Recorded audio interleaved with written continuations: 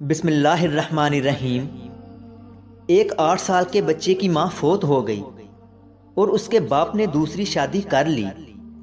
एक दिन उस बच्चे का बाप उससे पूछने लगा, बेटा तुझे अपनी मरी हुई माँ और नई माँ में क्या फ़र्क महसूस होता है? तो लड़का बोला, पापा मेरी नई माँ सच्ची है और मेरी मरी हुई माँ झूठी थी। ये सुनकर उसके बाप के पैरों तले ज़मीन निकल गई और वो बोला, क्यों बेटा, तुम्हें ऐसा क्यों लगता है?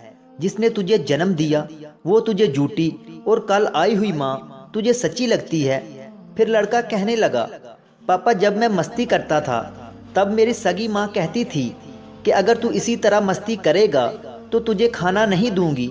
मैं फिर भी बहुत मस्ती करता रहता और वो मुझे पूरे गांव से ढूंढ कर लाती और अपने पास बिठाकर अपने हाथों से खाना खिलाती थी।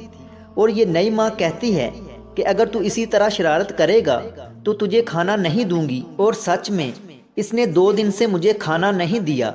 अल्लाह पाक सबकी माओं को सलामत रखे।